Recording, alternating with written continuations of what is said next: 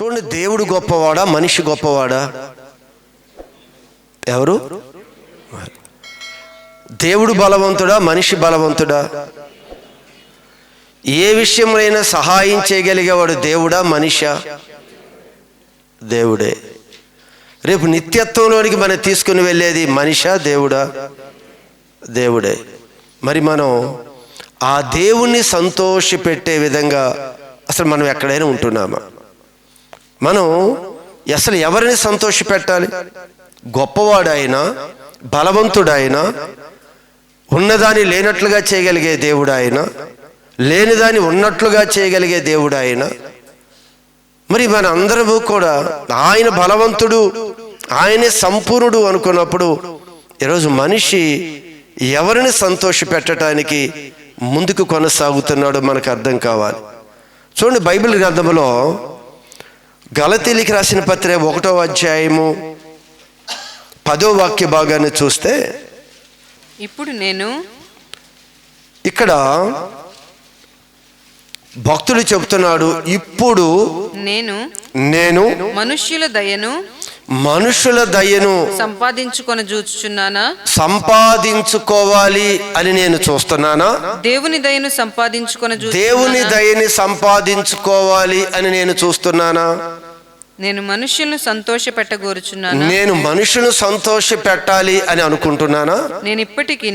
నేను ఈ రోజు కూడా మనుషులను మనుషులని సంతోషపెట్టాలి లేదా మనుషుల దయను పొందుకోవాలి అని నేను కానీ అనుకుంటే, క్రీస్తు దాసుడును ఆ విధంగా ఒకవేళ నేను ప్రవర్తిస్తే యేసు క్రీస్తు యొక్క కుమారుణ్ణి, కుమార్తెని, ఆయన దాసుని, దాసురాలుని కాదు. ఈరోజు మనందరికీ కూడా అదే చెప్తున్నాడు. నీవు ఎవరిని సంతోషపెట్టుచున్నావు? మనుషులను సంతోషపెట్టాలనే ఈరోజు మన తాపత్రయమా? కాదు, నేను దేవుణ్ణే సంతోషపెట్టాలని మనం అనుకుంటున్నామా? ఇక్కడ భక్తుడైతే, నేనైతే ఇప్పటికి ఈ రోజు కూడా చాలా క్లియర్గా మాట ఆయన తెలియజేస్తూ ఉన్నాడు. ఏమంటున్నాడు? నేను మనుష్యుల దయ. ఈరోజు మనందరం కూడా మనుషులు దయ కొరకు మనుషులు సంతోషపెట్టే పనులు చేస్తాం. మనుషులు దయ కావాలి మనకి. ఎప్పుడైనా వాళ్ళు మన మీద దయ చూపాలి, కనికరం చూపాలి అని వాళ్ళని సంతోష పెట్టడానికి కొన్ని పనులు వారి కొరకే మనం చేస్తాం. ఆ ప్రక్రియలో ఒకవేళ దేవుడు బాధపడుతున్నాడా అనేది మనకు పని లేదు. ఒకవేళ నేను ఇలా చేస్తే దేవుడు దుఃఖపడతాడా అనే ఆలోచన లేదు. కానీ మనుషులను సంతోష పెడితే ఏం దొరుకుతుంది? వాళ్ళ యొక్క దయని పొందుకుంటాం. వీళ్ళు వారి గురించి కానీ మనం మాట్లాడితే, వారిని నీ వెనకేసుకొచ్చి మాట్లాడితే మనకి ఏదో ఒకటి మేలు దొరికిద్ది అనే విధానంలో మనం ఉన్నాం. కానీ బైబిల్ చెప్తుంది ఒక్కటే, ఇప్పటికీ కూడా వాక్యాన్ని మనం ఇంత ఎరిగిన తర్వాత మనుషుల్ని సంతోష పెట్టడానికే మన భక్తి జీవితాన్ని కొనసాగిస్తే దేవుని కుమారులము, కుమార్తెలము కాదంట. మన దేవుణ్ణే సంతోష పెట్టాలి. మనం ప్రతి పని, ఏ పని చేసినా కూడా దేవుణ్ణి సంతోష పెట్టే విధంగా ఉండాలి. ఎందుకు అంటే మనకి నిత్యత్వాన్ని ఇచ్చేది ఆయన. మనకి రేపు పరిస్థితులు బాగోకపోతే మన పట్ల దృష్టి ఉంచి మన పట్ల కనికరం చూపేది ఆయన. ఆయన అంత బలవంతుడు, ఆయన శక్తిమంతుడు. ఆయన్నే నేను సంతోష పెట్టాలి. మనుషులు సంతోష పెట్టడానికి దేవుని నేను బాధ పెట్టకూడదు. మనుషులను సంతోష పెడుతున్నాము అంటే ఇక్కడ దేవుని బాధ పెడుతున్నాం. మన ప్రతిఫలం ఇచ్చేది ఎవరు? మనకి మేలు చేసేది ఎవరు? మనం ఎవరిని సంతోష పెట్టాలి? చూడండి, అది అర్థం కావాలి అంటే కొలసీలకు రాసిన పత్రికలో ఒకసారి చూడండి, మనకు అర్థమవుతుంది. మన ఉత్తర ప్రత్యుత్తరాలుగా చదివాం కదా. కొలసీలకు రాసిన పత్రిక 3వ అధ్యాయము 23వ వాక్య భాగము. ప్రభువు వలన స్వాస్థ్యమును ప్రతిఫలముగా పొందుదుము అని ఎరగాలి మనందరం కూడా. ప్రభువు వలన స్వాస్థ్యము ప్రతిఫలముగా. దేనికి ప్రతిఫలముగా దేవుడు మనకి స్వాస్థ్యం ఇస్తాడు? దేనికి? మన క్రియలు. మనం ఎవరిని సంతోష పెడుతున్నాం? దేవుణ్ణి సంతోష పెడుతున్నామా, మనుషులు సంతోష పెడుతున్నామా? మనం కానీ భక్తి విషయంలో ఎప్పుడూ దేవుని సంతోష పెట్టే విధంగా మనం భక్తి చేస్తే, ఈరోజు మనుషులని సంతోష పెట్టడానికి దేవుడి మాటలు దిగి వెళ్ళిపోయేవారు అనేక మంది ఉన్నారు. వాళ్ళు ఒప్పుకోరు, వీళ్ళు ఎలా అంటారు, లేకపోతే వాళ్ళ బాగుండదు, వాళ్ళు బాధపడతారు, ఇలా అని. కానీ మనం ఒకవేళ మనుషుల సంతోషం కొరకే మనం భక్తి చేస్తే దేవుని యొద్ద నుంచి మనకి స్వాస్థ్యము దొరకదు అని చెప్తున్నాడు ఆయన. మళ్ళా చదవండి ఆ మాటని. ప్రభువు వలన స్వాస్థ్యమును ప్రతిఫలముగా పొందుదు. మనకి ఇచ్చేది ఎవరు? స్వాస్థ్యము ప్రభు, మన దేవుడు ఇస్తాడు ఆయన స్వాస్థ్యం. ఈరోజు లోకంలో మనకున్నది ఈ స్వాస్థ్యం అనుకుంటున్నాం కదా, ఇది ఎంతో కాలం మనతో ఉండదండి. మనం స్వాస్థ్యముగా ఈ లోకంలో చాలా సమకూర్చుకుంటున్నాం కదా, ఇది ఎంతో కాలం మన ఎదుట ఉండదు, ఇది మనతో ఉండదు. ఒక 70-80 సంవత్సరాలు అది మనతో ఉంటుంది. తర్వాత ఈ స్వాస్థ్యాన్ని మనం ఇక్కడ విడిచిపెట్టి వెళ్ళిపోవాల్సిందే. కానీ దేవుడిచ్చే స్వాస్థ్యము ఎప్పుడూ కూడా మనతోనే ఉంటుంది. ఇహపర సంబంధమైన ఒక స్వాస్థ్యాన్ని ఇవ్వగలిగేవాడు ఆయన. అందుకు అంటున్నాడు, ప్రభువు వలన స్వాస్థ్యము ప్రతిఫలముగా. ఏంటి ప్రతిఫలము అంటే, నువ్వు చేసే ఈ భక్తికి ప్రతిఫలంగా దేవుడు ఒక స్వాస్థ్యం ఇస్తాడంట. కానీ ఈ భూమి మీద ఉన్నది స్వాస్థ్యం అనుకుంటున్నాం మనం. ఈ భూమి మీద ఉన్న ఈ స్వాస్థ్యము 70-80 సంవత్సరాలే. ఇది తర్వాత ఇది మనకు కనిపించదు, మన ఈ భూమి మీద ఉండం. ఈరోజు మనుషులు సంతోష పెట్టుకుంటూ వెళ్ళిపోతున్నాం. ఈ భూమి మీద మన అనుకున్న వారు ఎవ్వరు కూడా మనవారు కాదు. వీరు మనతో ఉండేవారు కూడా కాదు. వీరు కూడా నా భార్య, నా అన్న, నా చెల్లి, నా అక్క, ఇవన్నీ అనుకుంటున్నాం కదా, ఇవన్నీ కూడా 70-80 సంవత్సరాలే. అందుకు చాలా క్లియర్గా ప్రభు చెప్పే మాట ఒక్కటే, ప్రభు వలన స్వాస్థ్యమును మీరు పొందుకుంటారు.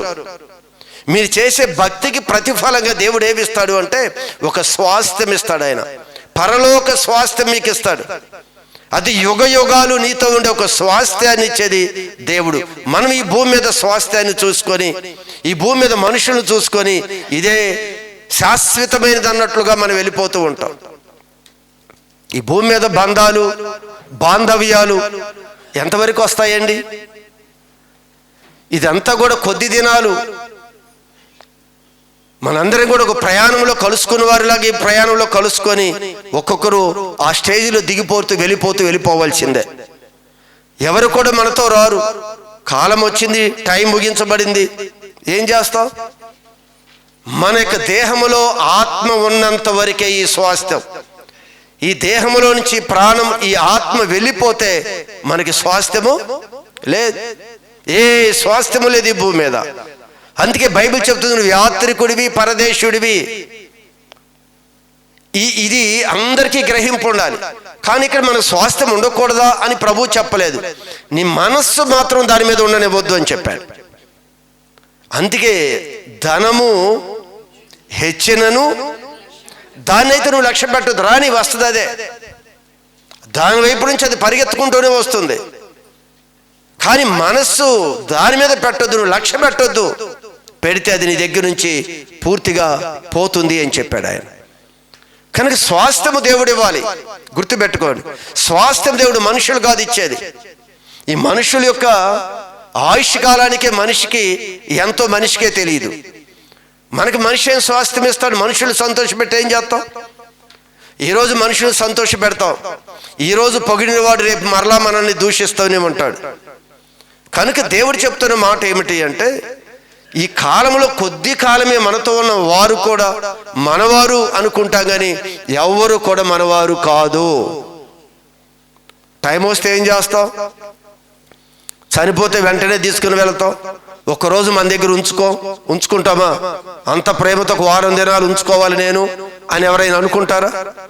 ఏమ్మా, 1 వారం నాతో ఉంటే బాగుండు, ఇన్నాళ్ళు కదా చివరిది, మళ్ళీ ఇంకా చూస్తానో లేదో, 1 వారం దినాలు నాతోనే ఉంచుకుంటాము అని సాహసించే వాళ్ళు ఉన్నారా? ఎవరు సాహసించలేరు. వెంటనే పని పూర్తి అయిపోవాలి. వెంటనే గోతులోనికి తీసుకొని వెళ్ళిపోయారు. వెంటనే మట్టి కప్పేసి 4 దండలేసి 4 పూలు వేసేసుకుంటే ఎవరి ఇళ్ళకి వారు వెళ్ళిపోవటం. ఎంత నువ్వు ప్రేమించిన వ్యక్తి అయినా సరే, ఆయన స్వాస్థ్యం ఏమైనా వెళ్ళిందంటే స్వాస్థ్యం లేదు, ఏం లేదు. ఇదంతా ఓన్లీ మనం చూసుకుంటానికే. ఈ భూమి ఆకాశము నాది అంటాడు ఆయన. ఈ భూమి మీద మనం కొలతలు వేసుకుని ఇది నాది, ఇది నాది, ఇది నాది, ఇది నాది చెప్పుకుంటానికి ఇది స్వాస్థ్యం. అసలు చెప్తే ఇది దేవుని యొక్క స్వాస్థ్యం, ఇది దేవునిదా కాదా? కాకపోతే మనం గిర్రెలు గీసుకొని ఇది నాది, ఇది నాది, ఇది నాది అనుకుంటాం, అంతవరకే. ఏది మనది కాదు. అందుకే ఇక్కడ అంటున్నాడు, ప్రభువు నీవు చేసిన భక్తికి ప్రతిఫలముగా ఒక స్వాస్థ్యం ఇస్తాడు. ఆ స్వాస్థ్యాన్ని మనం పొందుకోవాలి. ఆ స్వాస్థ్యాన్ని అక్కడ అదేనా మాట ఉంది, ప్రతిఫలముగా పొందుదుమని ఎరుగుదుము కనుక మీరేమి చేసినను, ఏది చేసినా కూడా అది మనుష్యుల నిమిత్తము కాక మనుషుల నిమిత్తం చేయొద్దు. అసలు ఒకవేళ మనుషులకి ఒకవేళ మనం సహాయం చేస్తాం కదా, అది చేస్తున్నా కూడా దేవుని నిమిత్తం, దేవునికి చేస్తున్నాం, దేవుడు చేయమన్నాడు చేస్తున్నాం. అంటే మనుషులు సంతోష పెట్టడానికి మనం చేయకూడదు. చాలా పనులు మనం చేస్తాం, చాలా పనులు, అసలు ఒకటి కాదు చాలా పనులు మనం చేస్తాం. ఈ పనుల్లో దేవుడు చాలా విధంగా మనకు చెప్తూనే ఉన్నాడు. ఆయన నువ్వు ఏది కూడా మనుషుల నిమిత్తం కాదు, మనుషులకు నువ్వు సహాయం చేస్తున్నావు, కానీ మనం చేసేది దేవునికి. దేవుని చెయ్యమన్నాడు. ప్రతి దేవుని మాట ప్రకారం మనం జరిగిస్తూ ఉండాలి. అందుకే దేవుడు మనకు అప్పగించినది ఒకసారి చూడండి, దెస్సలోనికి రాసిన పత్రిక ఒకసారి చూడండి. మొదటి పత్రిక దెస్సలోనికు రాసిన మొదటి పత్రిక 2వ అధ్యాయము 4వ వాక్య భాగం. సువార్తను పైనేమన్నా గలతీ పత్రికలో నేను మనుష్యులు దయని సంపాదించుకోవాలి అని నేను ఈ రోజు కూడా అనుకోవటం లేదు అని చెప్పాడు భక్తుడు. ఎవరు? పౌలు. దైవ సేవకుడైన పౌలు గారు తన భక్తి జీవితంలో చెప్తున్నాడు, నేను మనుష్యులను సంతోష పెట్టడానికి ఏదో మాటలు చెప్పి వాళ్ళు భ్రమ పెట్టడానికి నేను భక్తి చేయలేదు అని చెప్తున్నాడు. ఇక్కడ దెస్సలోనికి రాసిన మొదటి పత్రికలో ఎవరు మాట్లాడుతున్నారు? అదే పౌలు గారు ఇక్కడ కూడా మాట్లాడుతూ ఒక చక్కని మాట 2వ అధ్యాయము 4వ వాక్య భాగంలో చక్కని మాట మాట్లాడుతున్నారు. సువార్తను మాకు అప్పగించుటకు, సువార్తను జాగ్రత్తగా మాట వినాలి. సువార్తను మాకు అప్పగించుటకు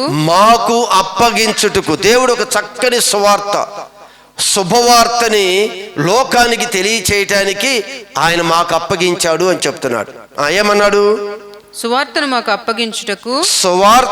మాకు అప్పగించుటకు యోగ్యులము అని దేవుని వలన ఎంచబడిన వారమై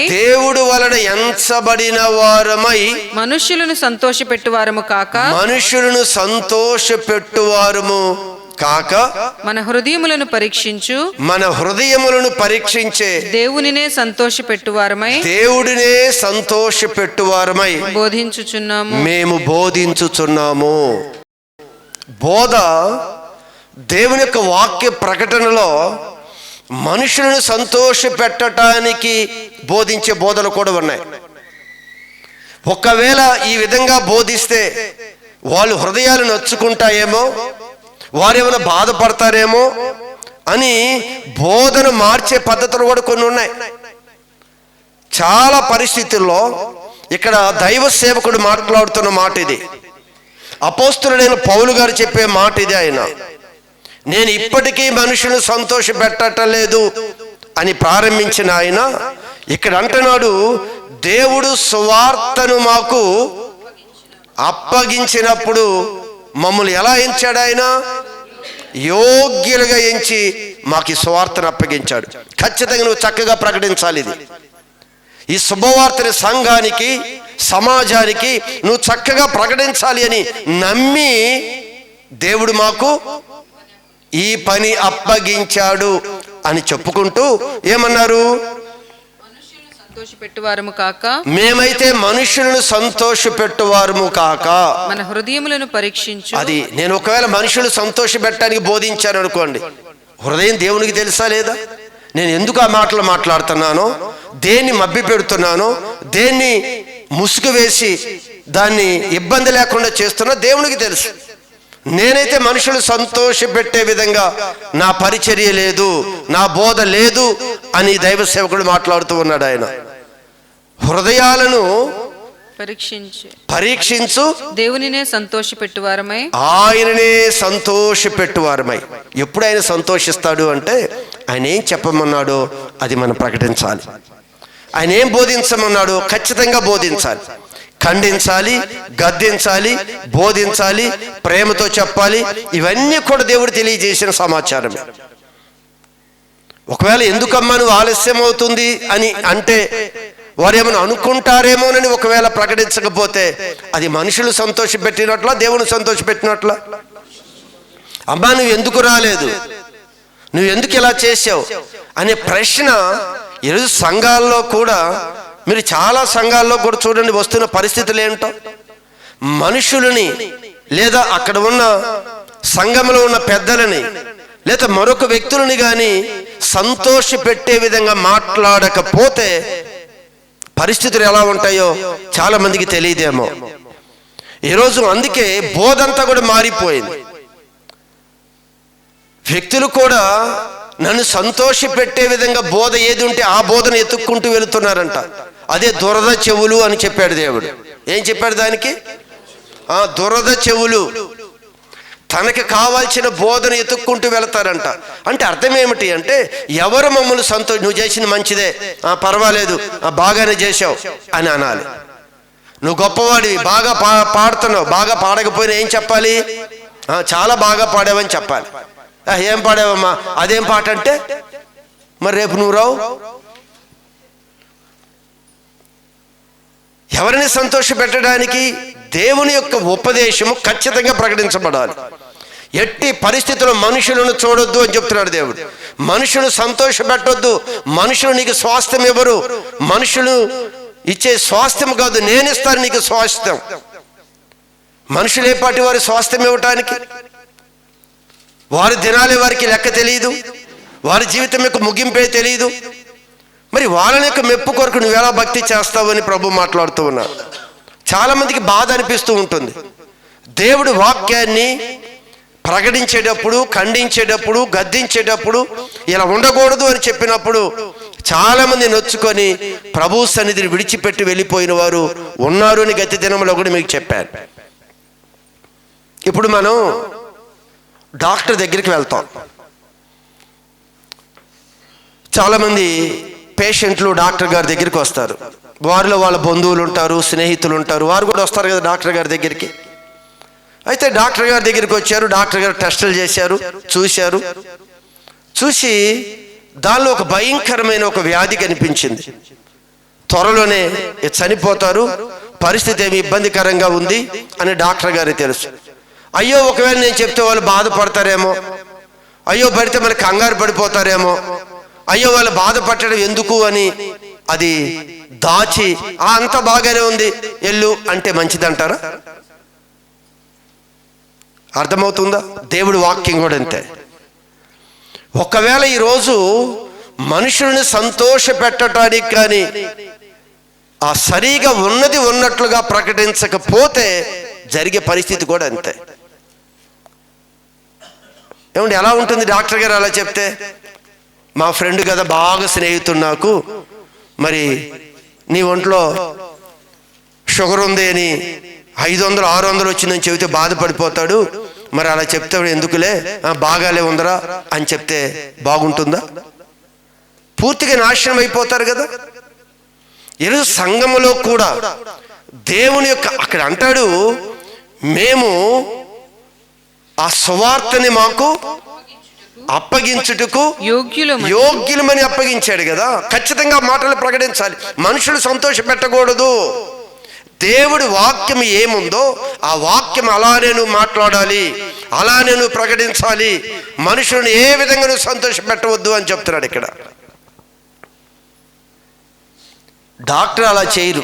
ఉన్నది ఉన్నట్లుగా చేస్తేనే సమస్య పరిష్కారానికి వస్తుంది. మన యొక్క ఆయుష్ కొద్ది కాలం పొడిగించబడుతుంది. ఇక్కడ కూడా అంతే. ఉన్న మాట చెప్పగలిగితే మనం కూడా నిత్యత్వానికి దేవునికి దగ్గరగా చేరతాం. లేదా ఈ మధ్యలోనే పూర్తిగా మనం పాడైపోతాం. ఒకవేళ మనుషులు సంతోషపెట్టే విధంగా మాట్లాడితే దేవుడు ఏ విధంగా కూడా ఒప్పుకోడు. బైబిల్ గ్రంథంలో మీకు ఒక సంఘటన తెలుసు. బాప్తిస్మిచ్చు యోహాను ఒక సందర్భంలో హేరోదు రాజుతో మాట్లాడుతూ ఉన్నాడు. ఈయనేమన్నా దేవుని యొక్క సేవకుడు. ఎవరు? యోహాను. ఈ యోహాను హేరోదు రాజు దగ్గరికి వెళ్ళి హేరోదు రాజుతో మాట్లాడుతూ ఉన్నాడు. ఏమని మాట్లాడుతున్నాడు? నీవు నీ సహోదరుడు నీ తమ్ముడు భార్య అయిన హేరోదియాను చేర్చుకొనుట నీవు భారీగా చేర్చుకొనుట నీకు న్యాయము కాదు అని మాట్లాడుతాడు. రాజు కదా, ఏదో పర్లేదు రాజా పర్వాలేదు అనొచ్చు కదా. ఇప్పుడు ఈయన యోహాను గారు రాజుతో అంటున్నాడు, నువ్వు చేస్తుంది తప్పు. ఈ దైవ సేవకుడు అంటాడు, నువ్వు చేస్తుంది తప్పు రాజా. నీ సహోదరుడు యొక్క భార్యని నువ్వెలా తీసుకొని వస్తావు? నీ సహోదరుడు దుఃఖపడుతున్నాడు కదా, నీ సహోదరుడు బాధపడుతున్నాడు కదా, తన భార్య నువ్వు ఎలా తీసుకొస్తావు అని చెప్పి రాజుతో కూడా మొహవాటము లేకుండా, రాజు సంతోషించినా సంతోషించకపోయినా ఖచ్చితంగా ఉన్న మాటని ఉన్నట్లుగా మాట్లాడటానికి దైవ సేవకుడైన యోహాను రాజు ముందు నిలబడి మాట్లాడుతున్నాడు. ఏంటి నువ్వు చేస్తున్న పని? నువ్వు చేస్తున్న పనేమిటి అని అక్కడ నిలబెట్టి మాట్లాడారు. ఏం జరిగిందో తెలుసా? ఇది జరిగిన దానికి అక్కడ జరిగిన వాతావరణం ఏం జరిగిందో తెలుసా? కనుక అతడు ఆమె నిమిత్తము, ఈ రాజు హేరోదు ఆమె నిమిత్తము యోహానును పట్టి తెప్పించి, ఆమె నిమిత్తము అంటే తన యొక్క ఎవరు? హేరోదియా నిమిత్తము. హేరోదియాని విడిచిపెట్టమంటున్నాడు కదా, నీ తమ్ముడు భార్యని విడిచిపెట్టు, నీ తమ్ముడు దగ్గరికి పంపించు అంటున్నాడు కదా దైవ సేవకుడు.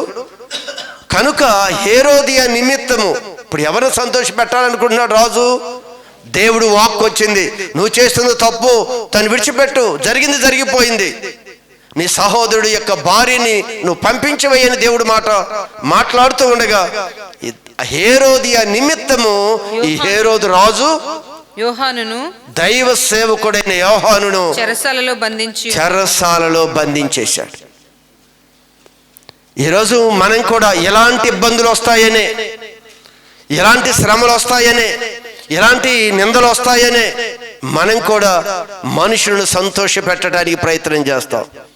మనుషులు సంతోష పెట్టకపోతే వచ్చే ఇబ్బందులు మనకు తెలుసు, అందుకే ఎప్పుడు మనుషులు సంతోష పెడతాం. ప్రతిదీ కూడా మనుషులను సంతోష పెట్టడానికే మాట్లాడతాం. మనం ఖండించం, గద్దించం, ఏమీ మనం మాట్లాడం. ప్రేమతో చెప్పాలి. దానిలో చెప్పే విధానాలు కూడా దేవుడు తెలియచేశాడు. ఒకసారి వారు వెళ్ళి కొట్టాలని చెప్పలేదు, వాళ్ళు ప్రత్యేకంగా మాట్లాడమని చెప్పాడు, పెద్దలతో అయినా మాట్లాడమని చెప్పాడు, రకరకాల పద్ధతులు చెప్పుకుంటూ వచ్చాడు. ఈరోజు ఇక్కడ దైవ సేవకుడు వెళ్ళి రాజుతో మాట్లాడినప్పుడు తీసుకుని వెళ్ళి రాజు చెరసాల్లో వేశాడు. చెరసాల్లో వేసి ఊరుకున్నాడా అంటే అలా ఊరుకోలేదు. ఇప్పుడు ఆ హేరోదియా ఏ విధమ చేతనైనను ఈ యోహాన్ని చంపివేయాలి అని కూర్చోంది. నేను రాజు భార్యగా వస్తే నన్ను పంపించమని చెప్తాడా? నేను రాజు భార్యగా వస్తే ఆయనకు అసూయ, ఏది నన్ను పంపించమని ఎలా అయినా సరే అతను చంపేవేయాలని కూర్చుంది. ఒక నాటకం ఆడింది. ఇదిగో పుట్టినరోజు సందర్భంలో ఈ హేరోదియా కూతురు వెళ్ళి నాట్యం ఆడుతూ ఉంది. అప్పుడు రాజు అన్నాడు, ఇదిగో నీకు ఏం కావాలంటే అది ఇస్తాను, కోరుకోమని చెప్పాడు. ఎవరికి? తమ్ముడు భార్య అయిన హేరోదియా కూతురు అక్కడ నాట్యం ఆడుతూ ఉంది రాజకోటలో. ఆ నాట్యం ఆడుతున్న ఆ నాట్యాన్ని చూసిన రాజు నీకేం కావాలో కోరుకోమని చెప్పాడు. అయితే ఆగండి చెప్తాను అని చెప్పి వెళ్ళి తల్లిని అడిగింది. తల్లి అడిగింది, ఇదిగో బాప్తిస్మిచ్చు యోహాను చెరసాల్లో ఉన్నాడు కదా, ఆ యోహాను యొక్క తలని నరికి పల్లెములో పెట్టుకొని నా యొద్దకు తీసుకురావాలి అని అడిగింది తల్లి. అయితే నాట్యం ఆడారు. రాజు ఏం కావాలి అని అడిగాడు, వచ్చింది. అదిగో చెరసాల్లో ఉన్న బాప్తిసమిచ్చు యోహాను తల నరికి పల్లెములో పెట్టి నాకు కావాలి అని అడిగింది. ఇదిగో హేరోదియా కూతురు. జాగ్రత్తగా ఈ సందర్భాన్ని మీరు గమనించాలి. మనం ఎవరిని సంతోష పెట్టడానికి పనులు చేస్తున్నాం ఒకసారి ఆలోచించండి. గత దినాల్లో మనుషులను సంతోషపెట్టి ఏ విధంగా జీవితాలు పతనమైపోయాయో, ఈరోజు మనుషులు సంతోష పెట్టడానికి మనం తీసుకునే ప్రతి అడుగు కూడా మన జీవితంలో ఒక పతనానికి తీసుకుని వెళ్ళిపోతాయి. ఇక్కడ ఈరోజు దైవ సేవకుని చెరసాల్లో వేశారు. సేమ్ ఈ చెరసాల్లో ఉన్న దైవ సేవకుని ఇప్పుడు చంపే పరిస్థితికి వచ్చింది. అయితే రాజుకి ఈ విషయం చెప్పింది కుమార్తె. చదవండి ఇప్పుడు ఏం జరిగింది అక్కడ. రాజు బహుగా దుఃఖపడెను. రాజు బహుగా దుఃఖపడిను. కానీ ఎందుకు దుఃఖపడ్డాడు? బాప్తిస్మమిచ్చు యోహాను దుఃఖపడిను. బాప్తిస్మమిచ్చు యోహాను నీతిమంతుడు పరిశుద్ధుడు అయిన మనుష్యుడు అని ఎరిగి. అది ఏం ఎరిగాడు? చదవండి మరలా. యోహాను నీతిమంతుడును, యోహాను నీతిమంతుడు పరిశుద్ధుడు అగు మనుష్యుడు, పరిశుద్ధుడు అగు మనుష్యుడు అని హేరోదు ఎరిగి, హేరోదు రాజు ఎరిగి అతనికి భయపడి, అతనుకు భయపడి అతన్ని కాపాడుచూ వచ్చాను. అతన్ని కాపాడుతూనే వచ్చాడు. అయితే ఇప్పుడు కుమార్తె ఏం చేసింది? ఇదిగో నాకు ఒక బహుమానం కావాలి. ఏంటమ్మా నీకు ఏ బహుమానం అయితే ఆ బహుమానం నేను ఇస్తాను. ఏం బహుమానం కావాలి? ఇదిగో ఆ చెరసాల్లో ఉన్న దైవ సేవకుడి యొక్క తలని నరికి పల్లెములో పెట్టి తీసుకురావాలంట. చూడండి ఎంత కోరిక కోరారు. అక్కడ చంపేయటం కాదు, చంపి ఏం చేయాలంట? తలని ఒక పల్లెంలో పెట్టి ఆ పల్లెంలో తల తీసుకురావాలని కోరుతుంది. అయితే ఇక్కడ రాజు బహుగా దుఃఖపడెను. కానీ తాను పెట్టుకుని ఒట్టు నిమిత్తము,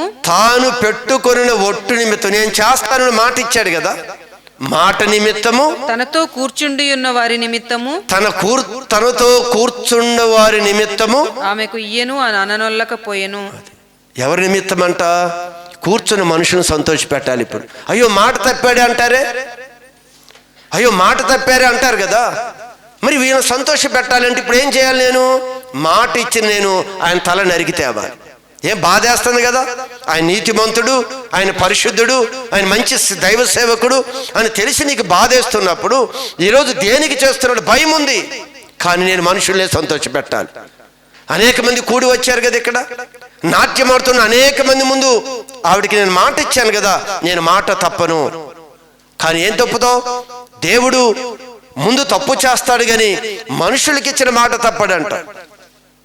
అతను నీతిమంతుడని తెలుస్తుంది కదా, అతను యథార్థవంతుడని తెలుస్తుంది కదా, అతను న్యాయమే మాట్లాడాడు అని తెలుసు కదా. కానీ ఆ వ్యక్తిని ఏ విధంగా హతమార్చాలని చూస్తున్నారో మీరు గమనించాలి.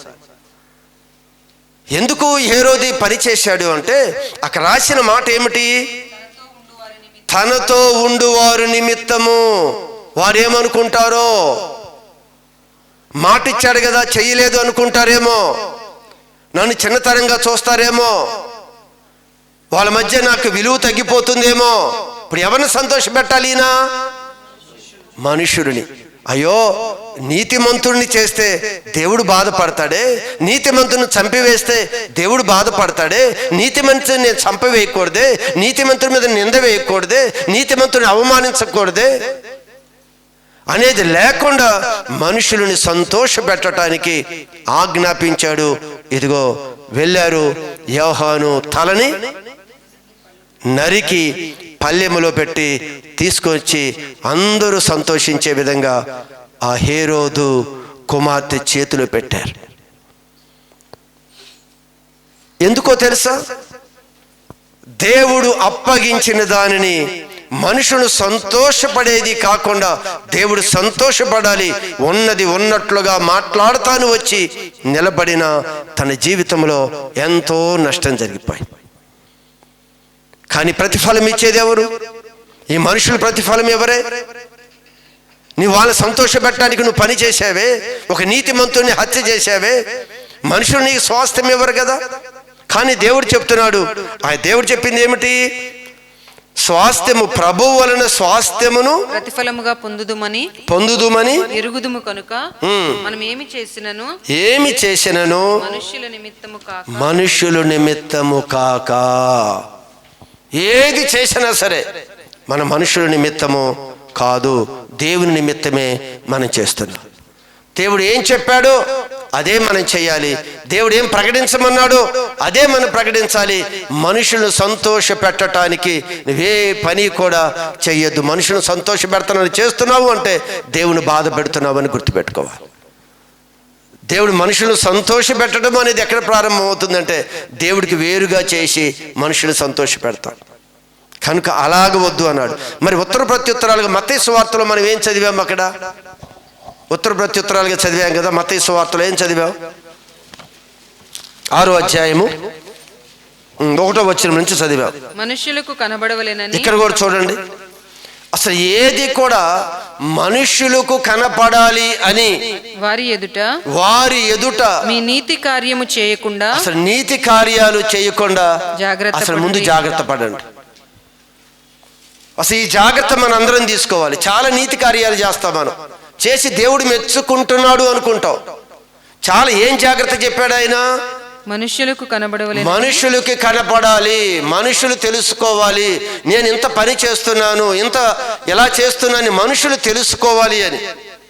ఇంతమందికి నేను ఎలా చేశాను, ఇంతమందికి వస్త్రదానం చేశాను, ఇంతమందికి అన్నదానం చేశాను, ఇంతమందికి ఇది చేశాను, అంతమందికి అది చేశాను అని. గాని మనుషులకు కనపడవలెనని వారి ఎదుట మీ నీతి కార్యములను చేయకుండా, కనపడే విధంగా చేయకుండా జాగ్రత్త పడండి. లేని ఎడల పరలోకమందున్న మీ తండ్రి యొద్ద మీరు ఫలము పొందరు, స్వాస్థ్యము మీకు దొరకదు. ఇక్కడ చేసిన దానికి ఇక్కడే తెలిసిపోయిందిగా, అబ్బా వీళ్ళు ఎంత చేశారా, ఇది పేదలకి ఇంత అన్నదానం చేశారా, లేని వాళ్ళకి ఇన్ని వస్త్రాలు ఇచ్చారా, అబ్బో ఇదంతా చేశారా అని అంటున్నాడు. ఏం ప్రతిఫలం ఎక్కడే వచ్చేసింది, నీకు అక్కడేమీ దొరకదు. ఏమి నువ్వు ఆశించొద్దు, ఏమీ దొరకదు. ప్రతిఫలం ఇచ్చేవాడు దేవుడు. నువ్వు 3వ వ్యక్తికి మనం తెలియక్కర్లేదు, 2వ వ్యక్తికి మనం తెలియక్కర్లేదు. టాప్ సీక్రెట్గా ఉంటుందా? ఉండవు. ఇవి టాప్ సీక్రెట్గా ఉండదు. ఎవరో ఒకరికి దీన్ని స్ప్రెడ్ చేయాలి, ఎవరో ఒకరు దీన్ని మెచ్చుకోవాలి, ఎవరో ఒకరు ఏదో చేయాలి. కానీ దేవుడి వాక్యం సత్యం. అందుకే ఆ మాట ఆయన అంటూ మళ్ళా చదువుదాం ఒకసారి. మనుషులకు కనబడవలెనని వారి ఎదుట మీ నీతి కార్యము చేయకుండా జాగ్రత్త పడండి. లేని ఎడల పరలోకమందున్న మీ తండ్రి అయిన దేవుని యొద్ద మీరు ఫలము పొందరు, మీకు ఫలం ఏమీ కూడా, స్వాస్థ్యం ఏమీ కూడా మీకు దొరకదు. కావున నీవు ధర్మము చేయునప్పుడు, నీవు ఏది చేయిస్తున్నా, ఒక మనుషుని, ఒక పేదవాడికో మరొక వ్యక్తికో నువ్వు ఏది చేసినా మనుష్యుల వలన ఘనత నొందవలెనని, మనుషులు నన్ను మెచ్చుకోవాలి, నేను ఇంత సహాయం చేశాను, ఇది చేస్తున్నానని అందరూ మెచ్చుకునే విధంగా వేషధారులు సమాజ మందిరములలో వీధులలో చేయులాగున నీ ముందర బోర ఊదింపవద్దు, వచ్చేసి నువ్వు బాగా చేశావు అని చెప్పనివ్వద్దు. వారు తమ ఫలము పొంది ఉన్నారని, వారి ఫలము మనుషుల ద్వారా పొందారు కనుక నిశ్చయంగా దేవుని యొద్ద నుంచి వారికి ఏ స్వాస్థ్యము దొరకదు. చాలా టాప్ సీక్రెట్ ఇవన్నీ కూడా. కొంతమంది చెప్తారన్న పలానా వాళ్ళకి ఇది చెయ్యాలి చెప్పి అసలు ఎవరితో మీరు అసలు ఆ విషయం కూడా చెప్పొద్దు. మీరు ఎవరికి వారు యోగ్యులో వారికి చేసేయండి అంటారు. అంతే, అది ఎవరికి యోగ్యులో వాళ్ళు మనకి బాధ్యత అప్పగించారు. కానీ ఇది ఎంత బరువో తెలుసా? వాళ్ళు సింపుల్గా ఇది చెయ్యండి అని మన చేతిలో పెట్టితే అసలు ఇది ఎంత బరువో తెలుసా? దానికి యోగ్యులు ఎవరో కనుక్కోవాలి. అది ఎవరికి అది అనుకూలమైందో మనం తెలుసుకోవాలి. ఏది కూడా వ్యర్థం కాకూడదు, ఎక్కడ కూడా అది ఫలానని స్ప్రెడ్ అవ్వకూడదు.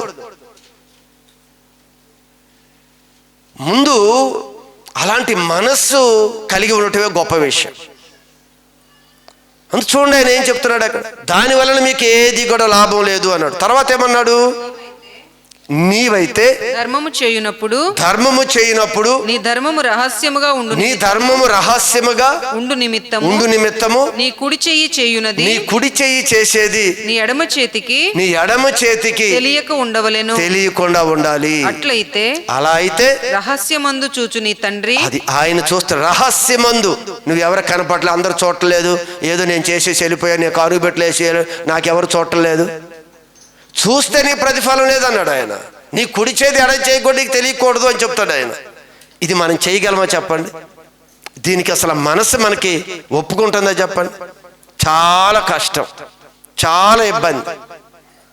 కానీ అనేక మంది కొన్ని సందర్భాల్లో దేవుడు కొరకు విత్తే పరిస్థితి చూసినప్పుడు చాలా ఆశ్చర్యం వేసింది. కొన్ని సందర్భాల్లో నిజంగా ఇంత మరో వ్యక్తికి కూడా చెప్పకుండా ఏ విధంగా దేవుడికి ఇవ్వవలసింది వాళ్ళు దేవుడికి ఇస్తున్నారు అని చూసినప్పుడు చాలా ఆశ్చర్యం వేసిందండి. ఇది నిజంగా మనస్సు రావాలంటే చాలా కష్టం. నేను విశ్వాసిగా ఉన్నప్పుడు కూడా మనం ఇచ్చే దాంట్లో ఇస్తే పాస్టర్ గారికి ఎలా తెలిసింది అని చెప్పి పిలిచి అందరి ముందు ఇచ్చేవాళ్ళు. అప్పుడు మనకి వాక్యాలు ఏం తెలిసే కాదు అసలు. ఎంతమందికి తెలిస్తే అంత మంచిది అనుకునేవాళ్ళు, ఎంతమందికి తెలిస్తే అంత మంచిది అని. కానీ ఈరోజు అలాంటివి చూసినప్పుడు నిజంగా ఆ రోజు నాకు ఆ మనసు లేదే. అది ఎంత మామూలు మనసు అయితే కాదు, అది అసలు ఏ విధంగా కూడా. చాలామంది అది సింపుల్ అనుకోవచ్చు, అది మరొకరు మెచ్చుకోకుండా నేను చేయవలసింది దేవుని కొరకు చేస్తున్నాను అనే తీర్మానంలో చాలా గొప్పతనం ఉందని. అది అందరికీ రాదు, అది చాలా సులువైంది కాదు, అది చాలా కష్టతరమైనది. ఒకవేళ ఆ బోర్డర్ దాకా ఒక వ్యక్తి వెళ్ళాడు అంటే ఖచ్చితంగా దేవుని యొక్క మెప్పుని పొందుకునే వ్యక్తే. మరేమన్నాడు ఇంకక్కడ, అలా అయితే రహస్యమందు చూచు నీ తండ్రి నీకు ప్రతిఫలమిచ్చును. మన ప్రతిఫలం ఇచ్చేది దేవుడు. అందుకే ఆయన అంటాడు, మనుషులు సంతోష పెట్టొద్దు. నువ్వు ఏది చేసినా మనుషులను పొగిడే విధంగా నువ్వు ఏ పని చేసినా నీకేం దొరకదు. నువ్వేది చేయాలన్నా దేవుడు నమ్మి మనకి సువార్తని అప్పగించాడు. చక్కగా నువ్వు బోధించు, ఉపదేశించు. మనుషులు బాధపడతారు అని, మనుషులు ఇబ్బంది పడతారు అని నువ్వు వాక్యంగా గద్దించి ఖండించకపోతే దానికి ఉపదేశించేవారే బాధ్యత. నమ్మి అప్పగించావు కనుక మనందరికి కూడా దేవుడు చెప్పేది ఒకటే, ఆయన స్వాస్థ్యము గొప్పది. ఆయన స్వాస్థ్యము ఈరోజు మనుషులు మనకి ఎవరు ఒకవేళ సంతోష పెట్టడానికి, దేవుని కొరకు దేవుని విడిచి మనుషుల కొరకు మనుషుని సంతోష పెట్టడానికి చాలా సందర్భంలో వెళ్ళిపోతాం. ఇదంతా కూడా మనుషుల వల్ల నీకేమీ దొరకదని చెప్పాడు. వారు మనలాంటి వారే, ఒక టైం వస్తే వారు కూడా ఈ శరీరాలు విడిచి వెళ్ళిపోతారు. మనకి స్వాస్థ్యం ఇచ్చేది ఆయన అని గుర్తుపెట్టుకొని మనం ఏది చేసినా అది దేవుని నిమిత్తమే కానీ మనుషుల నిమిత్తం కాదు.